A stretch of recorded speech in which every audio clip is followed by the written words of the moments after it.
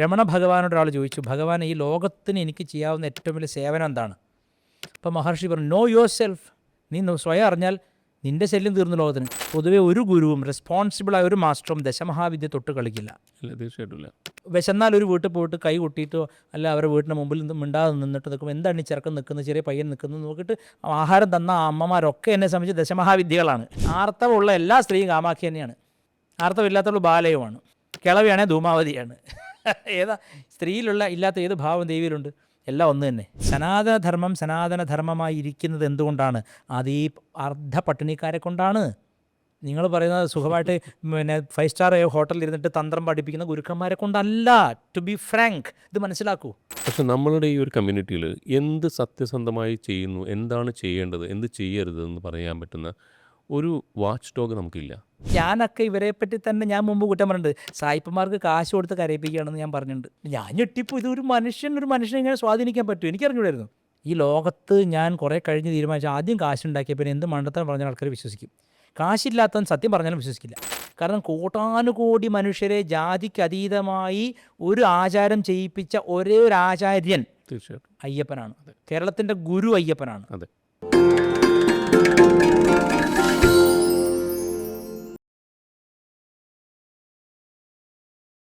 നമ്മളിപ്പോൾ ദീക്ഷിത അല്ലെങ്കിൽ ദീക്ഷിതരാവുന്ന ഒരു അവസ്ഥയിലാണ് ഇപ്പോൾ യാത്ര ചെയ്യുന്നത്. അപ്പം അങ്ങയുടെ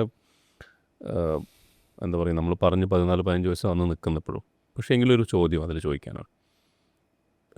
കാരണം ഈ ഒരു കോണ്ടെക്സ്റ്റിൽ എൻ്റെ അടുത്ത് പല സ്ഥലങ്ങളും ഞാൻ വായിച്ചിട്ടും സുഹൃത്തുക്കളൊക്കെ എനിക്ക്, നമ്മളിപ്പം എന്താ പറയുക, ഇങ്ങനെ ഒരു ഫീൽഡിൽ നിന്ന് വന്ന ആൾക്കാരൊന്നും അല്ലല്ലോ. പല സമയങ്ങളിലും ഒരു കാറ് വാങ്ങി മാറ്റുന്ന പോലെ ഗുരുക്കന്മാർ മാറുന്നുണ്ട്. ഒരു ദീക്ഷ shopping concept, of course technique shopping. എന്താണ് അങ്ങയുടെ അഭിപ്രായം അതിനെ പറ്റിയിട്ട്? ഒരു ക്ലിയർ ആയിട്ട് പറയുകയാണെങ്കിൽ, പണ്ടൊക്കെ ഒരു നമ്മൾ പറയില്ലേ എപ്പോഴും അപ്രാപ്യമായിരുന്നു ഇതൊക്കെ. ഒരു ഗുരുവിനെ കണ്ടെത്തുക എന്ന് പറഞ്ഞാൽ you have to run pillar to post. ഇന്ന് you getting an intimation, handy and intimation to you that you can join. Yes, and I give you you are invited. പക്ഷെ അത് ദൈവികമാണ് നമുക്ക് കാണിച്ചു തരിക, അല്ലെങ്കിൽ ഭഗവാൻ നമുക്ക് കാണിച്ചു തരും. ഭഗവാനിലൂടെ നടക്കുമ്പോഴേ നമുക്കൊരു ഗുരുവിനെ കാണാൻ പറ്റുള്ളൂ. ഗുരു എന്നൊരു തത്വമാണ് എന്നൊക്കെ പറഞ്ഞ സമയത്ത് ഇന്ന് അങ്ങനെ ഒരു കോൺസെപ്റ്റിലേക്ക് വരുമ്പോൾ അത് വളരെയധികം ഇപ്പം മാർക്കറ്റൈസ് ചെയ്യാമെന്നല്ല ഞാൻ പറയുന്നത്, ഒരു മെർക്കൻഡൈസും കൂടി നോക്കണ്ട.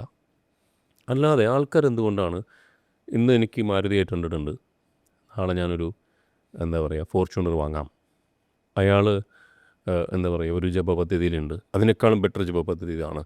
അപ്പം ഇവൻ ഞാൻ കേരളത്തിൽ മാത്രമല്ല പറയുന്നത്, പൊതുവേ കാലഭൈരവനെ സാധന എന്നൊക്കെ പറഞ്ഞു വരുമ്പോൾ സത്യം പറഞ്ഞാൽ ശരിക്കും നമുക്ക് എന്താ പറയുക അറിവുള്ളവർ പറഞ്ഞു കേട്ടുള്ള വേറൊരു വേർഷനാണ്. അപ്പം അങ്ങയുടെ അഭിപ്രായം എന്താ അതിനെ പറ്റിയിട്ട്? ഞാനിത് മുമ്പും തുറന്ന് എഴുതിയിട്ടുണ്ട്, പല പ്രസംഗവേദികളിൽ പറഞ്ഞിട്ടുണ്ട്. ഒരു മന്ത്രം ഒരു ഋഷി അത് ധരിസിക്കുകയാണ്. ഋഷി മന്ത്രദ്രഷ്ടാവാണ്. ഋഷി അനേക വർഷങ്ങളുടെ തപോഫലമായി തൻ്റെ ഉള്ളിൽ തൻ്റെ ചിതാകാശത്ത് തെളിഞ്ഞു കാണുന്ന മന്ത്രാക്ഷരങ്ങളാണ്, അല്ലെങ്കിൽ തൻ്റെ ചിതാകാശത്ത് ആ ദ്യോവിൻ്റെ ശബ്ദമായിട്ട് കേൾക്കുന്നതാണ്. അതെ അതെ തീർച്ചയായിട്ടും. അപ്പോൾ തപസ്സിൻ്റെ ഏകാഗ്രതമമായ അവസ്ഥയിൽ കിട്ടുന്ന ഒരു മന്ത്രമാണത്. അപ്പോൾ അദ്ദേഹം അതിൽ തന്നെ ഒരു ലോക്കിടും, അതിന് കീലകം എന്ന് പറയും. ഒരു മന്ത്രം ഇപ്പോൾ ബാല, നമ്മുടെ എല്ലാവരും അറിയാം, ശ്രീവിദ്യ തന്ത്രം അഭ്യസിക്കുന്ന എല്ലാവർക്കും ബാലയെ അറിയാത്ത ആരുമില്ല. ബാലാമന്ത്രത്തിന് 14 വേരിയേഷനുണ്ട്, 14 തരം ബാലാമന്ത്രമുണ്ട്. ഒരു ബാലാമന്ത്രമല്ല, 14 തരത്തിൽ ബാലാമന്ത്രമുണ്ട്. ഈ ബാലാമന്ത്രങ്ങളുടെ എല്ലാം ഓരോന്നിൻ്റെയും ലക്ഷ്യം വ്യത്യസ്തമാണ്.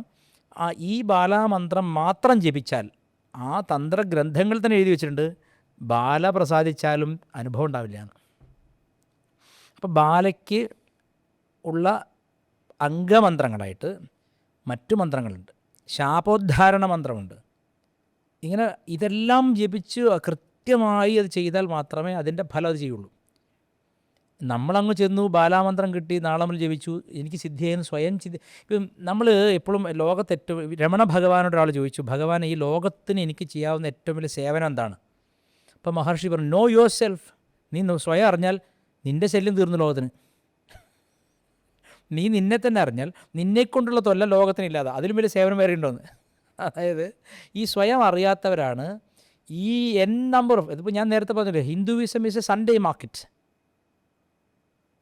അനേക കോടി ഗ്രന്ഥങ്ങളുണ്ട്, അനേക കോടി തത്വശാസ്ത്രങ്ങളുണ്ട്, അനേക കോടി ദേവതകളുണ്ട്, റിച്ചസ്റ്റാണ് ശരിക്കും. പക്ഷേ അത് സൺഡേ മാർക്കറ്റിലാണ് വിൽക്കുന്നത്.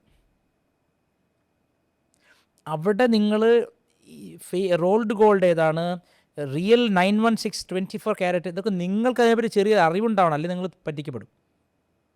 അല്ലെങ്കിൽ നിങ്ങളുടെ ആളെ കൂട്ടിപ്പോകണം, ജ്വല്ലറിയിലൊക്കെ നിന്ന് ഒരാളെ കൂട്ടിപ്പോയി. ഇതിൽ സ്വർണ്ണ അയാൾക്ക് പോലും മനസ്സിലാവാത്ത രീതിയിലാണ് ഇവിടെ ഈ സത്യത്തെ മറയ്ക്കുന്ന, പൂഷാവിനെ മറയ്ക്കുന്ന സ്വർണ്ണപാത്രങ്ങളുള്ളത്. അപ്പോൾ ദീക്ഷ ബിസിനസ് വാർത്താകൃതിയാണിപ്പോൾ. ഞാനൊരു രസകരമായ ഇത് കേട്ടു, എടുത്ത് എൻ്റെ ഒരാൾ വിളിച്ചു. മറ്റൊരു ആശ്രമത്തിൽ, ഇടുക്കിയിലോ മറ്റുള്ളൊരു ആശ്രമത്തിൽ ചെന്നിട്ട് ആദ്യം ശിവമന്ത്രം കെട്ടി, പിന്നെ ബഗളാമുഖി കൊടുത്തു, പിന്നെ ചിന്നമസ്, അങ്ങനെ എന്തോ 3-4 ദശമഹാവിദ്യയിലുള്ള 3-4 മന്ത്രങ്ങൾ ഒരാൾക്ക് കൊടുത്തിരിക്കുകയാണ്. മഹാവിദ്യകൾ. ശ്രീരാമകൃഷ്ണ പരമഹംസദേവൻ പറഞ്ഞിട്ടുണ്ട്, കാളിയും താരയും സിദ്ധവിദ്യകളാണ്, സാധാരണക്കാർക്കുള്ളതല്ല. കാളിയിൽ തുടങ്ങി കമലിൽ ഒന്ന് നിൽക്കുന്ന ഈ മഹാവിദ്യ ഇത് 10 കൊടുക്കണം. 10 കൊടുക്കുന്നു. ഒരാൾക്ക് 3 കൊടുത്തത് ഞാൻ അറിഞ്ഞു. വേറെ ആൾ പറഞ്ഞു ബഗളാമുഖിയും പിന്നെ വേറൊരു മഹാലക്ഷ്മിയോ അങ്ങനെ എന്തോന്നു കമല മന്ത്രം കൊടുത്തു പറഞ്ഞു. ഇതെങ്ങനെ സാധിക്കുന്നത്? കമലയാണ്, മഹാലക്ഷ്മി. എങ്ങനെ സാധിക്കുന്നു?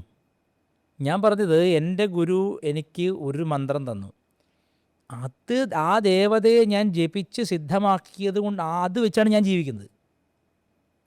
എങ്ങനെ ഇവർ ഈ കണ്ട ദേവതകളെ മുഴുവൻ കൊണ്ടു നടക്കുമെന്ന് എനിക്ക് അറിഞ്ഞുകൂടാ. അപ്പോൾ ഒരു പക്ഷേ ഇവരൊക്കെ പരമശിവനേക്കാൾ വലിയ ഗുരുക്കന്മാരായിരിക്കും, അല്ലെങ്കിൽ പരമ തോന്നിവാസികളായിരിക്കും. ഈ രണ്ടിലേതോ ഒന്നാണ് ഇവർ. അതിപ്പോൾ ഏതാണെന്ന് അവർ തീരുമാനിക്കും, ഞാൻ അവരെ ജഡ്ജ് ചെയ്യാനാണല്ല.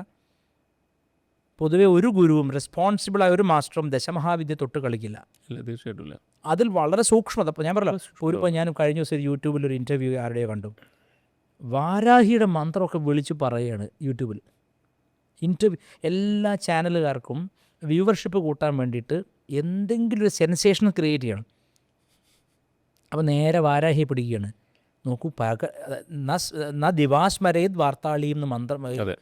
പകൽ സമയത്ത് വാർത്താളിയെ സ്മരിക്കാൻ പോലും പാടില്ല, ചിന്തിക്കാൻ പോലും പാടില്ല. അവരാണ് യൂട്യൂബിൽ ഇരുന്നിട്ട് രാവും പകലും അത് ഏത് തരത്തിൽ തിരിച്ചു. അയ്യോ, അതെങ്ങനെ? അതാണ്. അപ്പോൾ ഇന്നത്തെ കാലത്ത് പണമുണ്ട്, കർമ്മഫലത്തിൽ വിശ്വാസമില്ല. കർമ്മഫലത്തിൽ വിശ്വാസമുള്ള ഒരുത്തനും മറ്റുള്ളവരെ പറ്റി അവൻ്റെ അവസരങ്ങൾ നിഷേധിക്കാൻ ശ്രമിക്കില്ല, നെറ്റ്വർക്കിംഗ് ചെയ്യില്ല, ഡിപ്ലോമാറ്റിക്കായിട്ട് മറ്റുള്ളവരെ തടയാൻ വേണ്ടിയുള്ള മാർഗ്ഗങ്ങൾ ചെയ്യുക. ഇതൊക്കെ കർമ്മമാണ്. അതുപോലെ തന്നെ ദശമഹാവിദ്യ തുടങ്ങിയ ഉഗ്രമന്ത്രങ്ങളെ കൊടുക്കില്ല. ഗുരുവിനാണ് ദോഷം. ഞാനിത് പറയുന്നത് ശിഷ്യനോടുള്ള കമ്പാഷൻ കൊണ്ടല്ല, ആ ഗുരുവിനോടുള്ള കമ്പാഷൻ കൊണ്ടാണ്.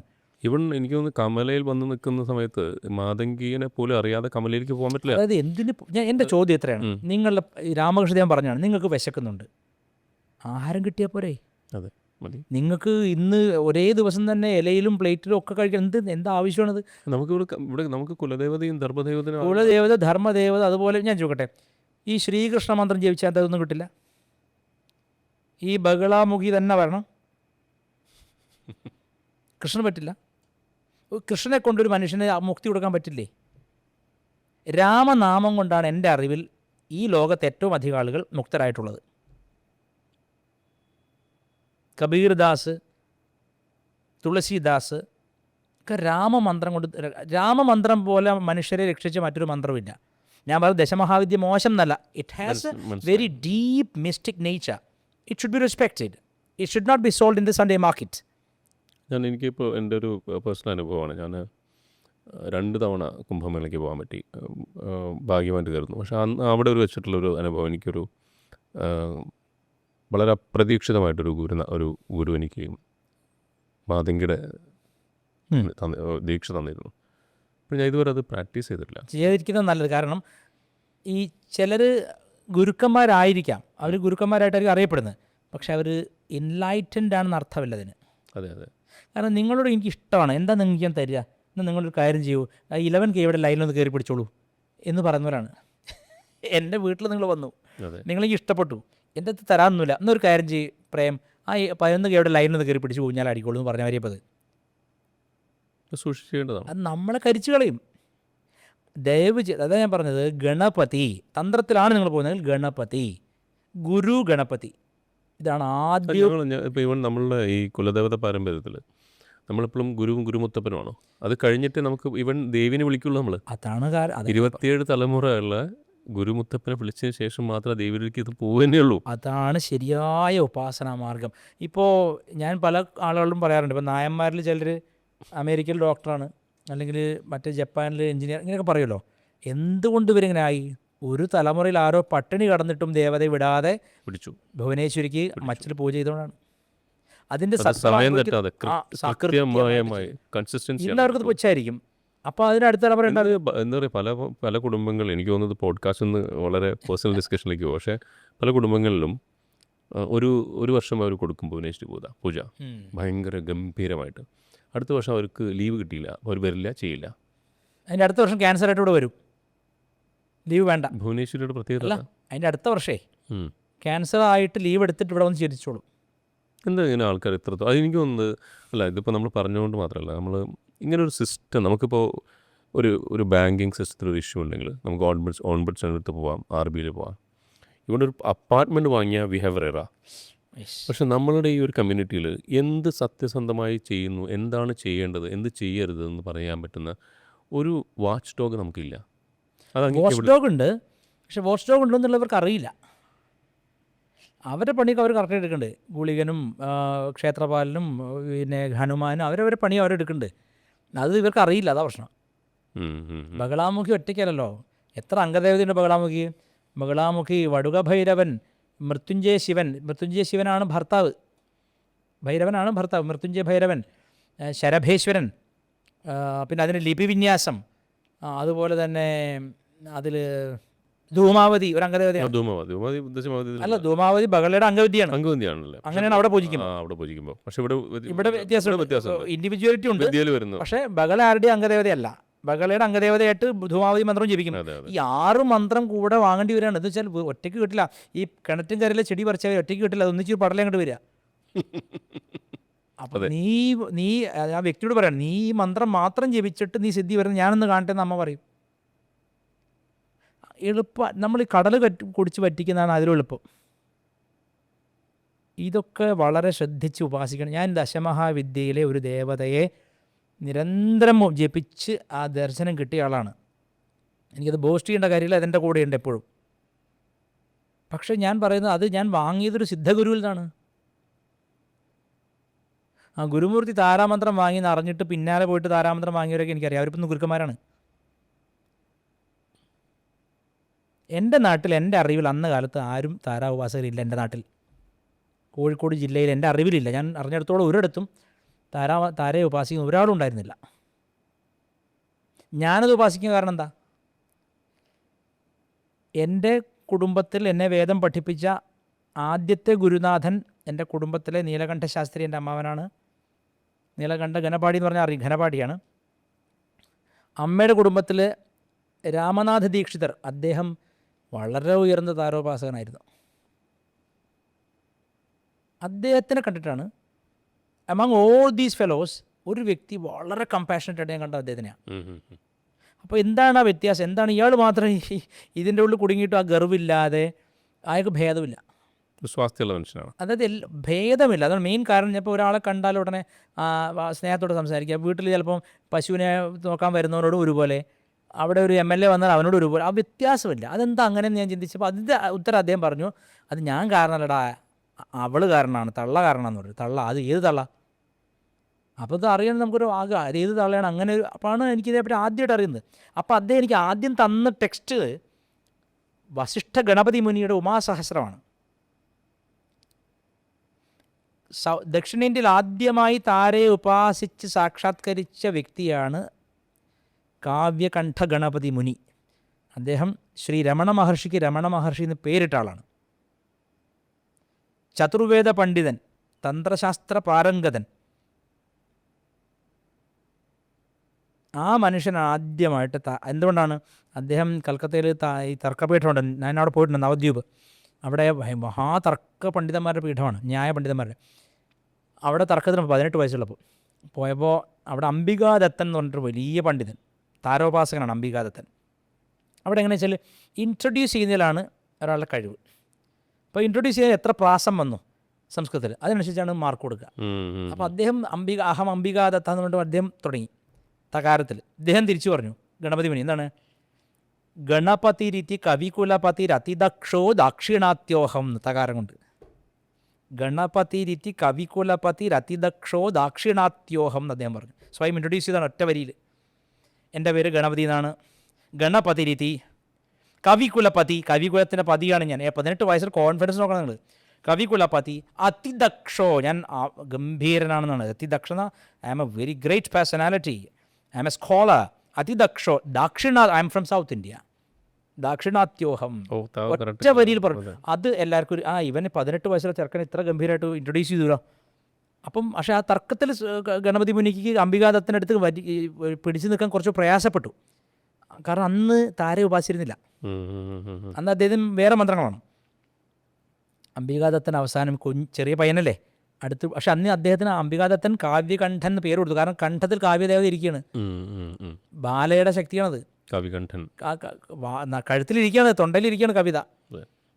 ഇന്ന് ഈ വലിയ വലിയ ബാലോപാസകരാണ്, ഞാൻ അതാണ് ഒരു 10 ശ്ലോകം അവരെഴുതിയിട്ടുണ്ടോ? എവിടെയെങ്കിലും ഒന്ന് കാണിച്ചു തരാൻ പറ്റുമോ? നമുക്ക് പറയും അപ്പം ആദങ്കിദേവിയുടെ ബ്ലെസ്സിങ് ഉണ്ടെങ്കിൽ 8 തലമുറ സംഗീതജ്ഞന്മാരെ വീട്ടിൽ. സംശയം എന്താ? ദീക്ഷിതർ നമ്മുടെ ഞങ്ങളുടെ പരമ്പരയാണെങ്കിലും അത് സംഗീതപരം വേറെ, അദ്ദേഹം വേറെ പരമ്പരയാണ് മുത്തുസ്വാമി ദീക്ഷിതർ. അദ്ദേഹം ശിവലിംഗത്തിന് മേലെ ശ്രീചക്രം കൊത്തിയിട്ടാണ് ഉപാസന. ഇപ്പോഴും ഉണ്ട് കാശിയില, ആ ശിവലിംഗം കാശിയിലുണ്ട് കാണാൻ പോയിട്ട്. അവിടേക്ക് ദേവി താന്ത്രികർ എഴുന്നള്ളല്ലേ എന്നൊരു അപേക്ഷയോട് ഇതിലൂടെ പറയാണ്. ആ ഇടം കൂടി നശിപ്പിക്കരുത്, നിങ്ങൾ ടൂറിസ്റ്റ് പ്ലേസ് ആയിട്ട് മാറ്റരുത്. ഗംഭീര ഉപാസനയാണ്. മുത്തുസ്വാമി ദീക്ഷിതരുടെ നവാവരണ കൃതികൾ. നവാവരണ കൃതി തെറ്റായി ചൊല്ലിയാൽ മോതിരിടാൻ വിരലുണ്ടാവില്ല.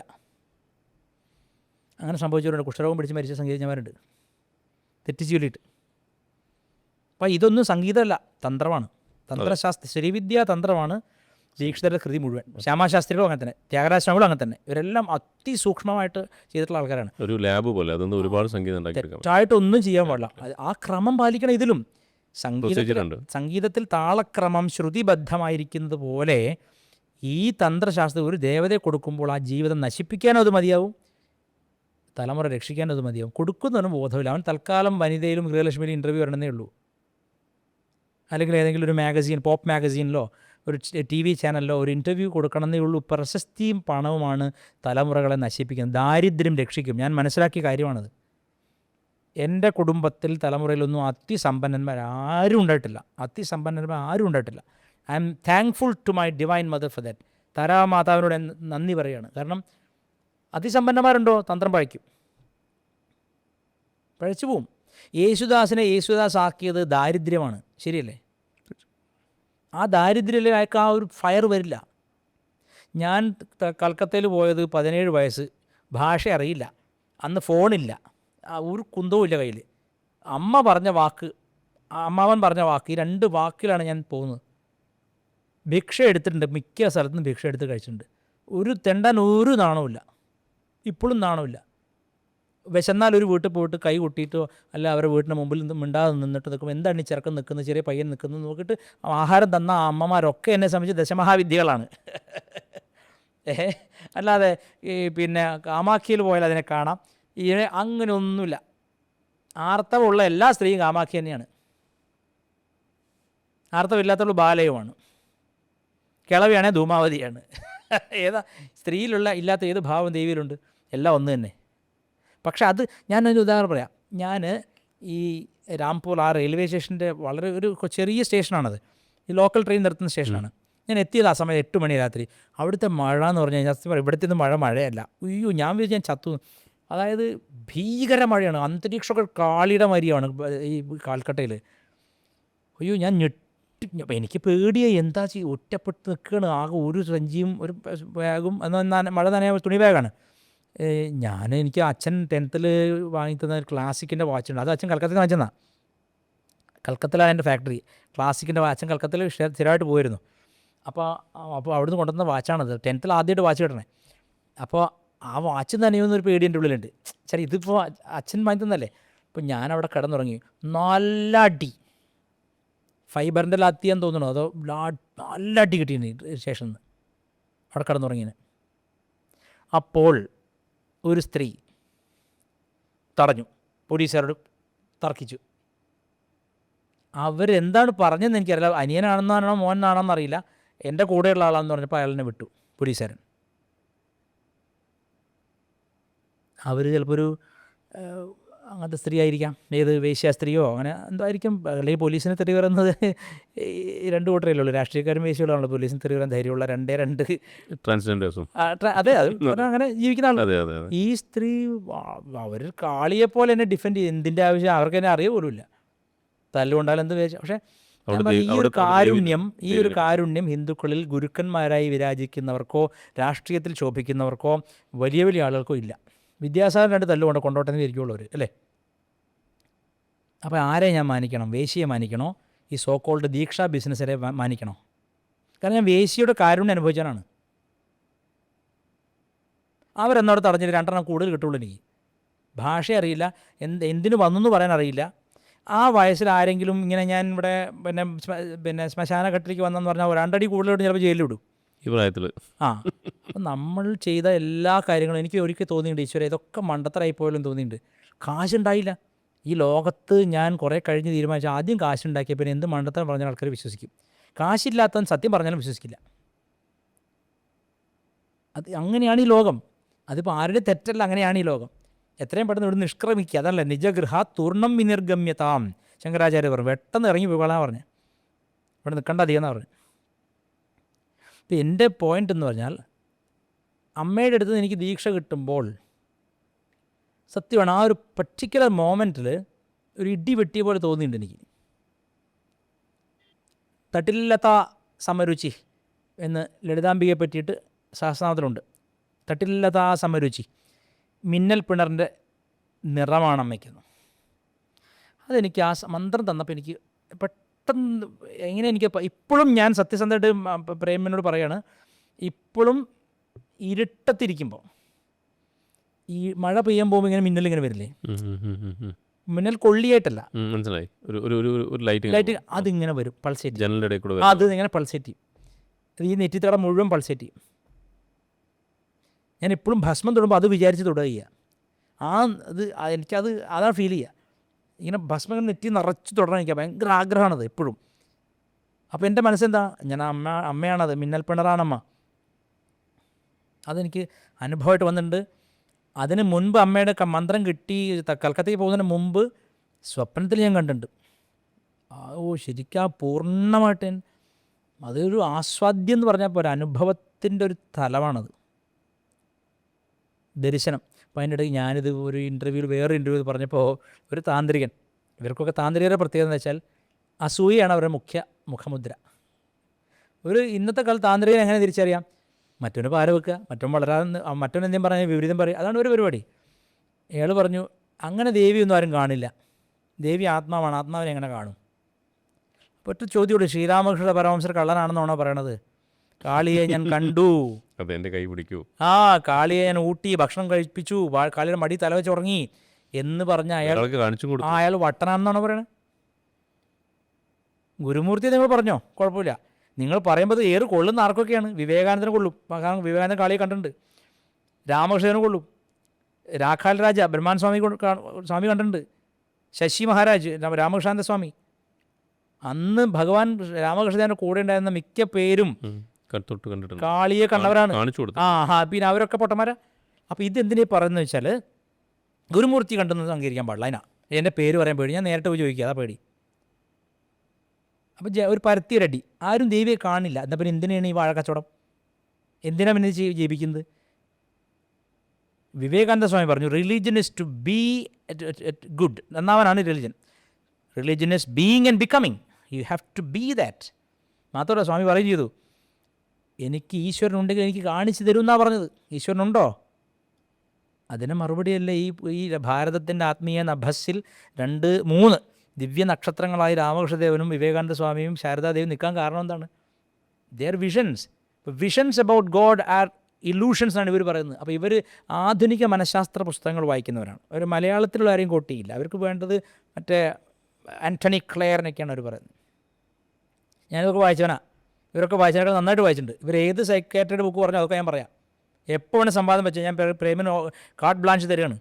ഇവരേത് വിഷയമാണോ പറയുന്നത്, വേദമാണോ, തന്ത്രമാണോ, പാശ്ചാത്യ മനഃശാസ്ത്രമാണോ, ഫിലോസഫിയാണോ, ഇന്ത്യൻ ഫിലോസഫിയുടെ വെസ്റ്റേൺ, ഏതിലും തർക്കിക്കാൻ ഞാൻ തയ്യാറ്. കാരണം എൻ്റെ ആ താര എൻ്റെ ഉള്ളിൽ അത് നിറച്ച് വെച്ചിട്ടുണ്ട്. I do not even need a reference to books, I can quote verbatim. Vivekananda സ്വാമിയെ പറ്റി ഒരു കഥ പറയുന്നത്, രാമകൃഷ്ണ മഠത്തിലെ സ്വാമിജിയുടെ ഒഫീഷ്യൽ ബയോഗ്രാഫറാണ് നിഖിലാനന്ദ സ്വാമി. അദ്ദേഹം എഴുതിയിട്ടുണ്ടെങ്കിൽ one day Sri Ramakrishna took Vivekananda to the back side of the Kali temple. കാളി ക്ഷേത്രത്തിൻ്റെ പുറകിലേക്ക് വിവേകാനന്ദ സ്വാമിയെ കൂട്ടിക്കൊണ്ടുപോയി. എന്നിട്ട് നാവിൽ താരാമന്ത്രം എഴുതി കൊടുത്തു. അത് ഞാൻ വായിക്കുന്നത്, ഞാൻ അവിടെയൊക്കെ പോയി വന്ന ശേഷം പിന്നീട് ഡിഗ്രി കഴിയുമ്പോഴാണ് ഞാൻ ഇത് വായിക്കുന്നത്. ഞെട്ടിപ്പോയി ഞാൻ എപ്പോഴും ആലോചിച്ചിട്ടുണ്ട്. റൊമാ റൊളാങ് എന്ന് പറയുന്ന ഫ്രഞ്ച് സാവൻറ്റ്, പിന്നെ അയാൾ നൊബേൽ പ്രൈസ് വിന്നറാണ് ഈ സാഹിത്യത്തിൽ. റൊമാ റൊളാങ് പറഞ്ഞിട്ടുണ്ട്, വിവേകാനന്ദൻ്റെ പ്രസംഗം നേരിട്ട് കേൾക്കുമ്പോൾ ബെയ്ത്തോവൻ്റെ സിംഫണിയും പിന്നെ നെപ്പോളിയൻ ബോണപ്പാർട്ടിൻ്റെ യുദ്ധകാഹളവും ഒരുമിച്ച പോലെയുണ്ട്. അപ്പോൾ അത്തരം വാക്പ്രസാദം സാധാരണ മനുഷ്യർക്കുണ്ടാവില്ല. അത് താരയുടെ അനുഗ്രഹം കൊണ്ട് മാത്രമേ ഉണ്ടാവൂ. അത് വിവേകാനന്ദ ഇപ്പോഴും നോക്കൂ, എത്ര നിങ്ങൾ വിവേകാനന്ദനെ നിഷേധിച്ചാലും നിങ്ങൾ വിവേകാനന്ദ സാഹിത്യ സർവസ്വം വായിക്കുമ്പോൾ ഉണ്ടാകുന്ന ഒരു ഫീൽ അത് നിർത്താൻ പറ്റില്ല. എന്തുകൊണ്ടാണ്? താര വാക് സുധാസേചന എന്ന് കാളിദാസൻ പറഞ്ഞ ദേവതയാണ്. മാതംഗിയെ പറ്റിയാണ് എഴുതിയിരിക്കുന്നത് ശ്യാമളാദണ്ഡകത്തിൽ. പക്ഷേ അത് താരയ്ക്കും ഈക്വലി ആപ്ലിക്കബിൾ ആണ്. താരയ്ക്കൊരു പ്രത്യേകത ഉള്ളത്, താരയുടെ കുറച്ചുകൂടെ രൂക്ഷമായ വാക്കായിരിക്കും, തീക്ഷ്ണമായിരിക്കും, ഭയങ്കര തീക്ഷ്ണമായി. മാതംഗി അങ്ങനെയല്ല, സുഖിപ്പിക്കുന്ന, പിന്നെ എന്താ പറയുക, വാക് സുധയായിരിക്കും, സോഫ്റ്റ് സ്പോക്കൺ. അതാണ്. അത് മാത്രമല്ല മാതംഗി സംഗീത രസിക്കുക, സംഗീത യോഗിനി എന്നാ പേര്. അതെ അതെ. പക്ഷെ അതോടൊപ്പം തന്നെ വളരെ ബുദ്ധി, അതാണ് ഇതെല്ലാം ഈ ദശമഹാവിദ്യയിലെ എല്ലാം ഈക്വലി ഒരേ അമ്മ, ഒരേ ലളിതാംബികയല്ലേ ഇത് വേറെ വേറെ നാട്ടിലെ സ്ത്രീകളൊന്നും അല്ലല്ലോ. പക്ഷെ ഇതിനെ ഓരോന്നിനും സൂക്ഷിക്കണം. എനിക്ക് കൃത്യമായി ഒരു മനുഷ്യജന്മൊന്നും മതിയാവില്ല അതിനൊന്നും. ഈ ഒരു മനുഷ്യജന്മം എന്ന് പറഞ്ഞാൽ കടലിലുള്ളൊരു കുമിള മാത്രമാണ്. എന്താ ഇതൊന്നുമില്ല. ദാ ഉണ്ട് ദാ പോയി. രാമകൃഷ്ണൻ എപ്പോഴും പറയുന്ന ദാ ഉണ്ട് ദാ പോയി. കാണുമ്പോൾ കണ്ടങ്ങിരിക്കും ജനങ്ങളെ, അതല്ലേ, ഇത്രയേ ഉള്ളൂ. കണ്ടില്ലെന്ന് വരുത്തുന്നു ഭഗവാൻ. അത് നമ്മൾ എത്ര വലിയൊരാളായിക്കോട്ടെ, എത്ര പേരും പുകഴുള്ള ആളായിക്കോട്ടെ, മരിച്ചാൽ കഴിഞ്ഞു, അവിടെ തീർന്നത്. പക്ഷെ ഞാൻ പറഞ്ഞത്, every birth has a particular purpose to fulfil in this world. It can be giving a drop of water to a dying dog. പക്ഷേ എവിടെ നിങ്ങൾ പ്രശ്നം? പത്രത്തിലും മീഡിയയിലും വന്നാലേ നിങ്ങളുടെ കർമ്മം മഹനീയമാണ് നിങ്ങൾ ചിന്തിക്കുന്നുള്ളൂ. നിങ്ങൾ തെറ്റാണ്. ഞാൻ ഒരു ഗ്രാമത്തിൽ ആരാരും അറിയപ്പെടാതെ ജീവിക്കുകയും പെട്ടെന്ന് പിന്നെ ഇലക്ട്രിക് വയറിൽ കുടുങ്ങാൻ പോയ നായയെ രക്ഷിക്കുകയും ചെയ്തു വിചാരിക്കുക. ആരും അറിഞ്ഞില്ല. പക്ഷേ that is recorded by Chitraguptan. അത്രയേ ശരിയായ താന്ത്രികൻ ചിത്രഗുപ്തനെ ചിന്തിച്ചാൽ മതി. അയാൾ ഈ മനോരമയിൽ വന്നോ, മാതൃഭൂമിയിൽ വന്നോ, അല്ലെങ്കിൽ എല്ലാ ചാനലിലും എന്നെ വിളിച്ചോന്ന് ചിന്തിക്കേണ്ട. എനിക്കിപ്പോഴും സെൻസർഷിപ്പ് ഉണ്ട് ടെലിവിഷൻ ചാനലിൽ, അറിയോ? പിന്നെ സുപ്രീം കോർട്ട് വക്കീൽ പറഞ്ഞു, എന്ത് അയ്യപ്പൻ, എന്ത് പന്തളം കൊട്ടാരെന്ന് പറഞ്ഞ് കളിയാക്കി പറഞ്ഞപ്പോൾ ഞാൻ എൻ്റെ താരയുടെ ആ ഒരു ഔട്ട് ബേസ്റ്റ് ഉണ്ടായി. ആ കേസ് ഇപ്പോൾ നടക്കുകയാണ്. ഞാനിവിടെ അതിനെപ്പറ്റി കൂടുതൽ പറയുന്നില്ല. പക്ഷേ ഞാൻ അവരെ ഒരിക്കലും അങ്ങനെ പറഞ്ഞു, ഞാൻ സ്ത്രീകളെ ബഹുമാനിക്കുന്ന ആളാണ്. പക്ഷേ എൻ്റെ അയ്യപ്പനെ അങ്ങനെ പറഞ്ഞപ്പോൾ എനിക്ക് എൻ്റെ വൈകാരികമായ ഒരു മനസ്സ് അത് സഹിച്ചില്ല. കാരണം കോടാനുകോടി മനുഷ്യരെ ജാതിക്ക് അതീതമായി ഒരു ആചാരം ചെയ്യിപ്പിച്ച ഒരേ ഒരു ആചാര്യൻ തീർച്ചയായിട്ടും അയ്യപ്പനാണ്. കേരളത്തിൻ്റെ ഗുരു അയ്യപ്പനാണ്. അതെ. ശ്രീനാരായണ ഗുരുസ്വാമി വിചാരിച്ചിട്ടോ ചട്ടമ്പി സ്വാമി വിചാരിച്ചിട്ടോ നടക്കാത്ത കാര്യം അയ്യപ്പൻ നടത്തി എത്രയോ നൂറ്റാണ്ടുകൾക്ക് മുമ്പ്. എങ്ങനെ നടത്തി? ഭാഷ പ്രശ്നമല്ല, വേഷം പ്രശ്നമല്ല, ജാതി പ്രശ്നമല്ല, എല്ലാവർക്കും വരാവുന്നൊരു ഭൂമി ഉണ്ടാക്കിയ. അതുകൊണ്ടാണ് അയ്യപ്പൻ വളരെ അത് എന്താ പറയുക, അങ്ങ് എവിടെ ഒരു ഇൻ്റർവ്യൂ അങ്ങോട്ട് ഞാൻ കുറേ മുന്നേ കേട്ടതാണ്. അരപ്രശ്നിക്കാരനായ ഹിന്ദു, അതാണ് അതാ പറഞ്ഞത്, ഇങ്ങനെ വ്രതമെടുത്ത് കല്ലും മുള്ളും ചവിട്ടി പോകുന്ന ഹിന്ദു ഉള്ളിടത്തോളം കാലം ഒരുത്തിന് സനാതനധർമ്മം സനാതനധർമ്മമായി ഇരിക്കുന്നത് എന്തുകൊണ്ടാണ്? അത് ഈ അർദ്ധ പട്ടിണിക്കാരെ കൊണ്ടാണ്. നിങ്ങൾ പറയുന്നത് സുഖമായിട്ട് പിന്നെ 5 സ്റ്റാർ ഹോട്ടലിൽ ഇരുന്നിട്ട് തന്ത്രം പഠിപ്പിക്കുന്ന ഗുരുക്കന്മാരെ കൊണ്ടല്ല. ടു ബി ഫ്രാങ്ക്, ഇത് മനസ്സിലാക്കൂ. വൃദ്ധവ്യവഹാര വേദാന്തം പഠിപ്പിച്ച മഹാഗുരുവാണ് ദയാനന്ദ സരസ്വതി സ്വാമി. ആനക്കട്ടിയിലുണ്ടായിരുന്നു, കോയമ്പത്തൂർ, ചിന്മയാനന്ദ സ്വാമിയുടെ ശിഷ്യൻ. അദ്ദേഹം പറയുമായിരുന്നു, പിന്നെ വൃദ്ധവ്യവഹാര, ഭാരതത്തിലെ ഒരു ചായക്കടക്കാരൻ പോലും വേദാന്തിയാണെന്ന്. കാരണം അവന് മരണമുണ്ടെന്നറിയാം, ഇത് എല്ലാ കാലത്തും ഉള്ളതല്ലെന്നും അറിയാം, അത് അവൻ്റെ രക്തത്തിൽ അലിഞ്ഞിരിക്കുകയാണ്. ശങ്കരാചാര്യരുടെ അദ്വൈതം ഇത്രയും പോപ്പുലറായത് എന്തുകൊണ്ടാണ്? രാജാക്കന്മാരുടെ സഹായം കൊണ്ടോ രാഷ്ട്രീയക്കാരുടെ സഹായം കൊണ്ടോ അല്ല, സാധാരണക്കാർക്ക് മനസ്സിലായത്. കാരണം എല്ലാം മരിക്കുകയാണ്. ഇവിടെ പെർമനൻ്റ് ആയിട്ട് ഒന്നുമില്ല. ഇവിടെ എന്തെങ്കിലും ഒരു ജീവി 1000 കൊല്ലം ജീവിച്ചിരിക്കുന്നുണ്ട്? എനിക്ക് തോന്നുന്നില്ല. ഇല്ല. ഇതെല്ലാം കോൺസ്റ്റൻറ്റ് ചേഞ്ചിന് വിധേയമാണ്. ജനിച്ചത് വളരുന്നു, വളർന്നത് തളരുന്നു, തളർന്നു മരിക്കുന്നു. Birth, growth, decay and death are part of everything in this world. ഈ മൈക്ക് ഇവിടെ ഇരിക്കുന്നു. ഒരു 20 കൊല്ലം മുമ്പ് കഴിയുമ്പോൾ ഇത് എവിടെ ഉണ്ടാവും? Everything has to disintegrate into the source. പഞ്ചഭൂതാത്മകമാണ് ഈ ലോകം. അതുകൊണ്ട് ഇതിന് പ്രപഞ്ചെന്ന് പേര്. 5 ഭൂതങ്ങളുള്ള ഞാനും അങ്ങും എല്ലാം. ഇത് ക്രിസ്ത്യാനിയെന്നോ മുസ്ലിമെന്നോ വ്യത്യാസമില്ല കേട്ടോ. എല്ലാം ഇതെല്ലാം ഡിസിൻറ്റിഗ്രേറ്റ്. ഇപ്പോൾ ഇൻറ്റിഗ്രേറ്റ് ചെയ്ത് നിൽക്കുന്ന സാധനം ഇതിൻ്റെ ടൈം പീരീഡ് കഴിഞ്ഞാൽ ഡിസിൻറ്റിഗ്രേറ്റ് ചെയ്യാൻ തുടങ്ങും. ഡിസിൻറ്റിഗ്രേറ്റ് ചെയ്തേ പറ്റൂ. ഡീകമ്പോസ് ചെയ്യും, ഇല്ലേ? അപ്പോൾ ഇതിൽ എത്രത്തോളം ആസക്തി വെച്ചാൽ അത് വിഡ്ഢിത്തരമല്ലേ? ഒരു ഇൻവെസ്റ്റ്മെൻറ്റ് ചെയ്യുമ്പോൾ കാലാകാലങ്ങളിൽ ചെയ്യാതെ ഈ നശിക്കുന്ന വസ്തുവിൽ എന്തിനാണ് അമിതമായി ഈ മേക്കപ്പ് ഇടുന്നതെന്നാണ് ചോദിച്ചത്. അതല്ലേ മന്നവനാട്ടെ യാചകനാട്ടെ വന്നിടുമൊടുവിൽ വൻ ചിത നടുവിൽ നിന്ന് ആത്മവിദ്യാലയമേ. ആ പാട്ടിൻ്റെ അർത്ഥം അത് എന്തുരാ. എൻ്റെ ഒരു തവണ ഞാൻ വള്ളിക്കാട് അമ്മയുടെ അടുത്ത് ദർശനത്തിലിരിക്കുമ്പോൾ ഈ മന്ത്രദീക്ഷയ്ക്കുള്ള ആൾക്കാർക്ക് ഞാനിങ്ങനെ കാർഡ് കൊടുക്കുകയാണ് അമ്മ പറഞ്ഞിട്ട്. ഞാൻ അമ്മയുടെ അടുത്ത് ഇരുന്നിട്ട് അപ്പം അമ്മേനോട് എടാ ഇപ്പോഴത്തെ പാട്ടിനൊക്കെ എന്തെങ്കിലും അർത്ഥമുണ്ടോടാ? ആത്മവിദ്യാലയം എന്നൊക്കെ ഉള്ള പാട്ട് അങ്ങനെ നന്നായി പാടുന്നുണ്ടല്ലോ. അത് ഞാൻ സംഗീതം പഠിച്ചിട്ടുണ്ട് ചെറുപ്പത്തിലേ. ഞങ്ങൾക്ക് ഈ സംഗീതം പഠിക്കാത്ത പട്ടരുണ്ടോ? കുറച്ചൊക്കെ പഠിക്കും. അതെ, പൊട്ടന്മാരുണ്ട്. ഞാനാണ് പൈസ ഉണ്ടാക്കാറത്. ഞാൻ പറഞ്ഞ വെച്ചാൽ പിന്നെ ഈ സംഗീതം നമ്മുടെ ജീവശാസ്ത്രമാണ്. കാരണം നമുക്ക് എൻ്റെ ഏക എൻ്റർടൈൻമെൻറ്റ് സംഗീതമാണ്. വെച്ചാൽ എനിക്കിപ്പോൾ മോഹൻലാലും മമ്മൂട്ടിയൊന്നും പരിചയമൊന്നുമില്ല. ഇടയ്ക്ക് വിളിച്ച് എന്തൊക്കെ ഉണ്ട് ലാലേട്ടൻ ചോദിക്കാൻ എനിക്ക് അങ്ങനത്തെ ആരെയും പരിചയമൊന്നുമില്ല. അവരൊന്നും എൻ്റെ അടുത്ത് അടുക്കില്ല. 10 ദിവസം എടുത്ത 15 ദിവസം ഞാൻ തന്നെ വെറുപ്പിക്കും. എൻ്റെ അടുത്ത് ഒരു ഹ്യൂമൻ റിപ്പല്ലിങ് യന്ത്രമാണ് ഞാൻ. തെരുവുനായ്ക്കളൊക്കെ എൻ്റെ അടുത്ത് സുഖമായിട്ടിരിക്കും, വന്ന് കിടക്കും. എനിക്കിപ്പോഴും ഓർമ്മയുണ്ട്, ഞാൻ കൽക്കത്തയിൽ നിന്ന് ഈ തെരുവുനായ്ക്കളൊന്ന് മുട്ടിക്കിടക്കും നമ്മൾ ജപിക്കാതിരിക്കുമ്പോൾ. ഏതോ നായ്ക്കളൊന്ന് മുട്ടിയിരിക്കും. ഭയങ്കര തണുപ്പെന്ന് പറഞ്ഞാൽ താടി ചെണ്ട പൊട്ടും. അപ്പോൾ ഇവർ വന്ന് മുട്ടിക്കിടക്കും. അതെങ്ങനെ അവർക്ക് മനസ്സിലാവുമെന്ന് എനിക്കറിയില്ല. നമ്മൾ തണുപ്പത്ത് അങ്ങനെയാണ്, തണുപ്പത്ത് കിടുകിടാനന്ദയായിരിക്കുമ്പോൾ നായ്ക്കൾ 2-3 നായ്ക്കൾ പുറകിലും സൈഡിലൊക്കെ മുട്ടിയും കിടക്കും. ഹീറ്റ്. അവരും തണുക്കുകയായിരിക്കും, ഞാനും തണുക്കണം. അപ്പോൾ അവിടെ ഞാൻ നായല്ലെന്ന് ഭേദമൊന്നും അവർക്കില്ല. അവരാണ് അദ്വൈതികൾ. വിദ്യാസാഗർ ഒരിടത്ത് തീപ്പെട്ട് പിന്നെ പൊള്ളുന്ന കണ്ടാൽ, താന്ത്രികനത് കണ്ടാൽ സാവു സന്തോഷമായി, ചത്തോട്ടെ വിചാരിക്കലേ ഉള്ളൂ. നായ അത് ചെയ്യില്ല. So why do I respect a stray dog more than a tantric guru is because of this, that the dog knows that this is another being, he also needs support just as I do എന്ന് അതിനറിയാം. ഇവർക്കറിയില്ല. അപ്പോൾ ഇവരൊക്കെ ഈ പറഞ്ഞ പോലെ ഈ ഞാൻ എവിടെ കേട്ടിട്ടുണ്ട്, കുത്തിവെച്ച് വളർത്തുന്ന കോഴികളുണ്ട് ഇറച്ചി കൂട്ടാൻ വേണ്ടിയിട്ട്. അതുപോലത്തെ സാധനങ്ങളാണ്. അവർക്കൊരു ഓർഗാനിക് ഗ്രോത്ത് ഇല്ല. അവരുടെ സ്റ്റോറി നിങ്ങൾ നോക്കി നോക്കൂ. They don't have an organic growth. അവർക്ക് വേണ്ടത് പെട്ടെന്ന് പ്രശസ്തിയിലേക്ക് വരണം, പെട്ടെന്ന് ഞാൻ ശ്രദ്ധിക്കപ്പെടണം. അത് ഞാൻ എന്താ ചെയ്യേണ്ടത്? അതാണ് അവർ ചിന്തിക്കുന്നത്. പക്ഷേ പ്രപഞ്ചത്തിലൊരു പൂ വിരിയുന്നതിന് എൻ്റെ സമയമുണ്ടെന്ന് അവർ മനസ്സിലാക്കുന്നില്ല. ഒരു പൂ വിരിയണമെങ്കിൽ ഒരു പാട്ടല്ല, ഒരു പൂ വിരിയുന്ന സുഖമറിഞ്ഞു. ഒരു പൂ വിരിയുന്ന സുഖം പ്രകൃതി അനുഭവിക്കുകയാണ്. അങ്ങനെ ഒരു പൂ ഇങ്ങനെ നമ്മൾ പിടിച്ച് വലിച്ചിട്ട് നടക്കില്ല. അതിൻ്റെ സമയം. അതിൽ തമിഴ് നല്ല പാട്ടില്ല, ഗംഭീര പാട്ട്, നമ്മുടെ ജി.വി. പ്രകാശ് ചെയ്ത പാട്ട്. പൂക്കൾ പൂക്കും തരുണം അരുയിരേ പാത്തതാരും ഇല്ലയേ. പൂക്കൾ പൂക്കുന്ന ആ തരുണം, ആ നിമിഷം കണ്ടതാരുമില്ല. ഉണ്ടോ? ഒരു പൂ വിരിയുന്ന സമയം നിങ്ങൾ അറിയുന്നില്ലെങ്കിൽ നിങ്ങൾക്ക് ആത്മസാക്ഷാത്കാരവും കിട്ടില്ല. ഈ രണ്ടിനും ക്ഷമയാണ് ആവശ്യം. ക്ഷമ എന്നത് ഭൂമിയുടെ പര്യായമാണ്. ഈ ഭൂമി തന്നെയാണ് വാർത്താളി. അതുകൊണ്ടാണ് ആ രൂപം. അതായത് അങ്ങേയറ്റത്തെ ക്ഷമയില്ലാത്തവന് ഇത് കിട്ടില്ല. നിങ്ങൾക്ക് നാളെ തന്നെ പിന്നെ നൊബേൽ പ്രൈസ് കിട്ടണം, പത്മഭൂഷൺ കിട്ടണം. നിങ്ങൾ അങ്ങോട്ട് പൈസ കൊടുത്ത് ഇൻ്റർവ്യൂ എടുപ്പിക്കുന്നു, നിങ്ങൾ അങ്ങോട്ട് പൈസ കൊടുത്ത് പൊന്നാട അണിയിപ്പിക്കുന്നു. ഒരു സരോജ് കുമാറിനുള്ളതല്ല ഇത് തന്ത്രം. പത്മഭൂഷൺ കേണൽ സരോജ് കുമാറിൻ്റെ അല്ല ഇത് സാധനം. അത് ആക്ടേഴ്സിനൊക്കെ നടക്കും, അവരുടെ ജോലി ഷോ ബിസിനസ്സാണ്. തന്ത്രത്തിൽ നടക്കില്ല.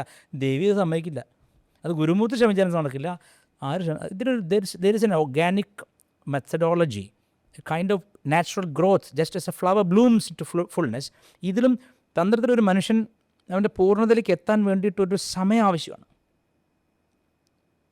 ഈ ദീക്ഷ എന്ന് പറയുന്നത് മണ്ണിട്ട് കൊടുക്കലും വളമിട്ട് കൊടുക്കലൊക്കെയാണ്. അതൊക്കെ അതെ തീർച്ചയായിട്ടും. ഞാൻ പല ആൾക്കാരോടത്തും നമ്മൾ പല ക്ലാസ്സൊക്കെ ചെയ്യുമ്പോഴേ ആൾക്കാരത് കിട്ടുമ്പോഴേക്കും ശരീരം ചൂടാവണോ അങ്ങനെ കുറേ ചെറിയ കാര്യങ്ങൾക്ക് അവർ ചിന്തിക്കുന്നത്. പക്ഷേ ഇത് നമ്മൾ ശരിക്കും പറഞ്ഞാൽ ജിമ്മിൽ പോയ പോലെയാണ്. നമുക്ക് ഒരു ദിവസം 2 ദിവസം ആകുമ്പോഴും നമുക്ക് you will not feel any difference. പക്ഷെ അത് ചില ആൾക്കാർക്ക് ചിലപ്പോൾ 3 മന്ത്സിലാവാം, ചില ആൾക്കാർക്ക് വർഷങ്ങളാവാം, ചില ആൾക്കാർക്ക് ചിലപ്പോൾ ജന്മത്തിൽ കിട്ടില്ല. അതാണ്. അതുകൊണ്ട് അത് ഗുരുവിൻ്റെ പ്രശ്നം. ഗുരു പറഞ്ഞു കൊടുക്കണം. ഇത് നിങ്ങളെ അമ്മ എപ്പോഴും പറയും, പറയാൻ സമയമില്ലല്ലോ. അമ്മ എപ്പോഴും പറയും, ഒരു ദീക്ഷ നിങ്ങളെ സ്പെഷ്യലാക്കുന്നില്ല, but it makes you humble and responsible. Humble and responsible. നിങ്ങൾ ദീക്ഷ കിട്ടിയാ ഞാൻ സ്പെഷ്യലാണ് മറ്റോടൊപ്പം അല്ലെന്ന് വിചാരിക്കാൻ ഒരു അവസരവുമില്ല. സത്യം പറഞ്ഞാൽ അമ്മയെപ്പോലുള്ള ഗുരുക്കന്മാർ വളരെ റൂഡാണ്. വെച്ചാൽ അമ്മ ദീക്ഷ കിട്ടിയ ആളുകളെ ഒരു രീതിയിലാണ് ട്രീറ്റ് ചെയ്യുക. കരാട്ട് പഠിക്കുന്ന പോലെ അത്. അവർക്ക് പ്രത്യേകിച്ച് ഒരു ഇത് കൊടുക്കില്ല. എവിടെയൊക്കെ ഈ അപമാനിക്കാമോ അതൊക്കെ പ്രകൃതിയെ കൊണ്ട് ചെയ്യിക്കാൻ ഗുരുവിന് പറ്റും. എന്നെ 2 ആൾ തെറി പറഞ്ഞാൽ എനിക്ക് സന്തോഷമാണ്. എന്താ വെച്ചാൽ എൻ്റെ അത്രയും കർമ്മം കൊണ്ടുപോയി. എന്നെ ഇപ്പോൾ 2 ആൾ ഗുരുമൂർത്തി മഹാമോശമാണ്, അവൻ തല്ലിപ്പൊളിയാണെന്ന് പറഞ്ഞാൽ എനിക്ക് സന്തോഷമേ ഉള്ളൂ. നിങ്ങൾ വിചാരിക്കും ഞാൻ കിടന്ന് കരയാണെന്ന്. ഒരിക്കലും എന്നെ കരയിപ്പിക്കാൻ കുറച്ച് ബുദ്ധിമുട്ടാണ്. കാരണം ചെറുപ്പത്തിൽ ഈ കൺഫ്യൂഷൻ നിൽക്കുന്നത് ഞാൻ. അടിച്ചാൽ കരയണോ കരയണ്ടേ മനസ്സിലായില്ലേ? ഇപ്പോൾ നിങ്ങളടിച്ചാൽ ഞാൻ കരയോ? എലിയുടെ അവസ്ഥയാണത്. പക്ഷെ ഞാൻ അതിൽ നിന്ന് പുറത്തു വന്നു. എന്നെ അമ്മ തന്നെ രക്ഷപ്പെടുത്തി. കാരണം അമ്മ പറഞ്ഞു കരയാം, ഈശ്വരനെ ഓർത്തു മാത്രം. അന്നാണ് അവിടെ നിന്ന് കരഞ്ഞതല്ലേ? അമ്മയുടെ മുമ്പ് നിന്ന് കരഞ്ഞത് ഒരു രക്ഷയിലായിപ്പോയി. അമ്മേനെ വെച്ചൊരു വട്ടാണെന്ന് വെച്ചാൽ ഞാനൊരു കരച്ചിൽ, ജഗദീഷ് കരഞ്ഞില്ല, അപ്പുക്കുട്ടാന്ന് അതുപോലൊരു വല്ലാത്ത കരച്ചിലായിപ്പോയി കരഞ്ഞ. അറിയാത്തൊരു കാര്യമാണല്ലോ അല്ലേ? ഞാൻ ഞെട്ടിപ്പോ. ഇത് ഒരു മനുഷ്യനെ ഇങ്ങനെ സ്വാധീനിക്കാൻ പറ്റും എനിക്കറിഞ്ഞൂടായിരുന്നു. അതായത് ഒരു കാണുമ്പോഴേക്ക് ഞാനൊക്കെ ഇവരെ പറ്റി തന്നെ ഞാൻ മുമ്പ് കുറ്റം പറഞ്ഞിട്ടുണ്ട്. സായിപ്പന്മാർക്ക് കാശ് കൊടുത്ത് കരയിപ്പിക്കുകയാണെന്ന് ഞാൻ പറഞ്ഞിട്ടുണ്ട്. അമ്മ പറ്റി സായിപ്പന്മാർക്ക് ഒരു കാശ് കൊടുത്ത് കരയിപ്പിക്കുകയാണ്. അല്ലെങ്കിൽ ഇവർ കെട്ടിപ്പിടിക്കുമ്പോൾ ആൾക്കാർ കരയില്ലേ എന്ന് വിചാരിച്ച ഞാൻ തുണിയുണ്ടോ മണിയുണ്ടോ എന്നറിയാതെ കരഞ്ഞു. അയ്യോ, അതെനിക്ക് ചിന്തിക്കാൻ പറ്റില്ല. ആ ഒരു ദിവസം ഞാൻ കണ്ണീരിൽ കുളിക്കുക എന്ന് കേട്ടിട്ടില്ലേ? അമ്മയുടെ ഒരു പഴയ ഭജനുണ്ട്. കണ്ണുനീർ കൊണ്ടു നിൻ പാദം കഴുകാം ഞാൻ, കാത്യായനീ നീ കൈവിടല്ലേ. അപാര ഭജന. അമ്മ പാടുന്ന പാടുന്നതൊന്നും നമുക്ക് പാടാൻ പറ്റില്ല.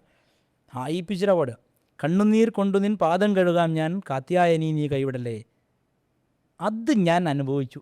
കണ്ണുനീരിൻ്റെ അമ്മയുടെ പാദവും എൻ്റെ പാദവും അവനെയും വീഴ്ത്തി നീയും വീണ് വയറും കീറി അറിഞ്ഞില്ല. അതുപോലെ എൻ്റെ വ്യക്തിത്വം ഉടഞ്ഞുപോയി.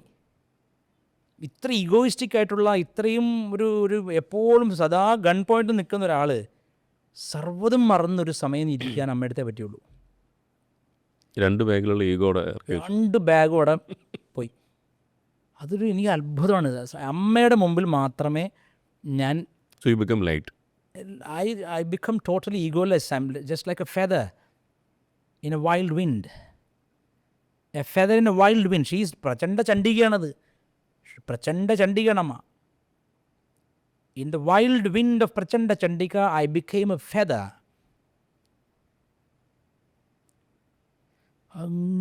എന്താ എനിക്കറിയില്ല. അപ്പം ഞാൻ അവിടെ കൽക്കത്തയിൽ നിന്ന് ഞാൻ പറഞ്ഞില്ല, ഈ സ്ത്രീ വേശ്യ സ്ത്രീ എന്ന് അവരെ പറയാൻ പാടില്ല. അവരെ എനിക്ക് തോന്നുന്നു അങ്ങനത്തെ ആളായിരിക്കും. കാരണം ബസ് സ്റ്റാൻഡിൽ ആ പോലീസുകാർ പറയാൻ പാടില്ല, ആ ഡീലിംഗുകാരനാണത്. പക്ഷെ അവരെന്നെ എന്തിനു സംരക്ഷിച്ചു എനിക്കിപ്പോഴും അറിയാത്തൊരു കാര്യമാണ്. എന്തിനാ അവർക്ക് പോടാന്ന് പറഞ്ഞപ്പോൾ അവർക്ക് അറിയേണ്ട കാര്യമില്ലല്ലോ അത്. അപ്പം ഞാൻ ഈ ദശമഹാവിധി ഇവർ പറയുന്ന രീതിയിലല്ല ഞാൻ മനസ്സിലാക്കുന്നത്. ഈ പ്രപഞ്ചത്തിൻ്റെ ഒவ்வொரு കണത്തിലും അതുണ്ട്. അമ്മയുടെ പിന്നെ ആ ഒരു പ്രോസസ്സ് അവിടുത്തെ സന്യാസിമാരൊക്കെ ഞാൻ ശരിക്കും പറഞ്ഞാൽ വളരെയധികം റെസ്പെക്ട് ചെയ്യുന്നു. കാരണം ഞാൻ അതുവരെ വിചാരിച്ചിരുന്നത് ചുമ്മാ ഇരുന്ന് ഉണ്ണുന്നവന്മാരാണ് ഇവന്മാരെന്നാണ്. പക്ഷെ അങ്ങനെയല്ല. ആ കഠിനമായി ആശ്രമത്തിൽ ജോലി ചെയ്യണം. തന്ത്രശാസ്ത്രത്തിലും ഗുരുഗീതയിലൊക്കെ പറയുന്നത് ഗുരു ഉറങ്ങിയ ശേഷമേ ശിഷ്യൻ ഉറങ്ങാവൂ. ഗുരു ഉണരുന്നതിന് മുമ്പേ ഉണർന്നിട്ട് എല്ലാം ചെയ്യണം. ഇതാണ് ശാസ്ത്രം. അമ്മയുടെ നടക്കുന്നത് 24 മണിക്കൂർ അമ്മ ആൾക്കാരെ കെട്ടിപ്പിടിച്ചുകൊണ്ടിരിക്കുക. അപ്പോൾ ആരെപ്പോഴും ഉറങ്ങും, എങ്ങനെ ഉറങ്ങും? Amma is the only master in the whole world, the history of the spiritual world, who sits for 24 to 26 hours. അത് ഞാൻ എനിക്ക് എന്താ പറയുക കാണാൻ സാധിച്ചിട്ടില്ല. പക്ഷേ പല ആൾക്കാരും ഞാൻ ഈ പ്രിഡിയറി കാലത്താണ് ഞാനും കേൾക്കുന്നതും അറിയുന്നതൊക്കെ. പക്ഷേ എല്ലാവരും അന്നും പറയുന്നൊരു കാര്യം, അന്നും അമ്മ ഞാൻ ചോദിക്കട്ടെ, ഇവിടെ വലിയ യോഗ ഗുരുക്കന്മാരൊക്കെ ഇല്ലേ, അതെ അതെ ഒരു തല കൊത്തി നിൽക്കുന്ന യോഗ ഉരുണ്ട് വരുന്ന, ഇവരാരെങ്കിലും ഒരു ദിവസം ഒരു 24 മണിക്കൂർ ആൾക്കാരെ വെറുതെ ഇരുന്നാൽ പോരാ, ആൾക്കാരെ കാണുകയും അവരുടെ പ്രശ്നങ്ങൾ കേൾക്കുകയും അവരുടെ കണ്ണീര് നമ്മുടെ ശരീരത്തിൽ വീഴുമല്ലോ. ഇത് ആർക്ക് സാധിക്കും? That is why I call her Prachanda Chandika. 26 മണിക്കൂർ ബാംഗ്ലൂർ എനിക്ക് ഓർമ്മയുണ്ട്, മംഗലാപുരത്ത് സന്ധ്യയ്ക്ക് അമ്മ 6 മണിക്ക് ഇരുന്നു, പിറ്റേന്ന് വൈകിട്ട് 7-7:30 8 മണിക്കാണ് എണീക്കുന്നത് ഇവിടുന്ന്. അപ്പോൾ അത് ചെയ്യാം, നമുക്ക് എല്ലാം കള്ളം പറയാം ആൾക്കാരെ വിശ്വസിപ്പിക്കാൻ, പക്ഷെ ഇരുന്ന് കാണിക്കാൻ പറ്റുമോ? നിങ്ങളുടെ മുമ്പിലിരിക്കുകയല്ലേ. നമുക്ക് ഇവിടെ ഒരു 3 മണിക്കൂർ ഇരുന്ന് she doesn't have a personal life. ഇല്ല, her life is impersonal, absolute. ഓപ്പണാണ് അത് ഈ നടുവിലല്ലേ ഇരിക്കുന്നത്. ഇത്രയും കാലം 72 വയസ്സാണിത്. 73 കടക്കണമ്മ, അടുത്ത വർഷം 73 വയസ്സായി.